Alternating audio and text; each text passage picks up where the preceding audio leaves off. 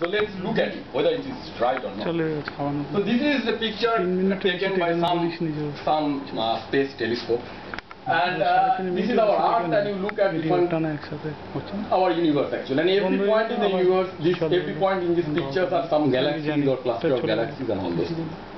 So if you look at locally, some small region of space, you will find there is some kind of structure. There is some structure, there is some structure, something. But if you look a box size, say around 1 billion light years, a size box size of 1 billion light years, then you see this more or less homogeneous. You cannot say that there is some kind of local irregularity or something. It is more or less homogeneous and isotropic around this big box size.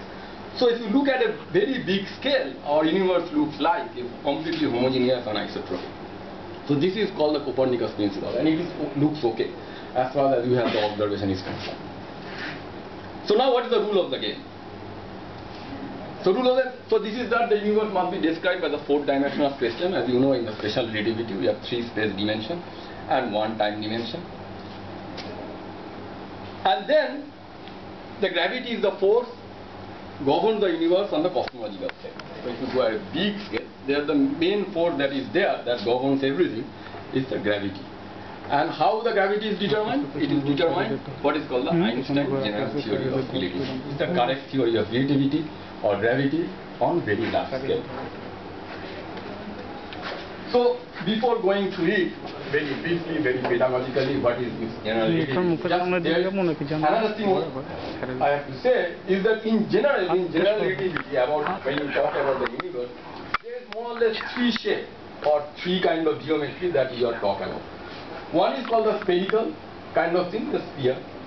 And there is a parameter k which is +1 for this kind of geometry. What is the peculiarity or what is the characteristics of this geometry? One of the characteristics that in the sphere, if you draw any circle, any triangle, and you just add the 3 angle of the triangle, it is not 180 degrees. It is greater than 180 degrees. If there is 2 lines which are initially parallel, then they eventually meet at some point. It should be. Also, if you draw some kind of circle over here with radius r, you will see the circumference is not twice pi r, but it's less than twice pi r.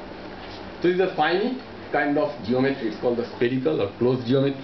And there is a parameter that is associated with geometry. This parameter k, we call it +1. Then there is another geometry. This is called the saddle point geometry or hyperbola geometry. Here its characteristic is that if you draw a triangle, you just add the triangle, you will see the sum of all the triangle is not 180 degree but less than 180 degree. If you have 2 parallel lines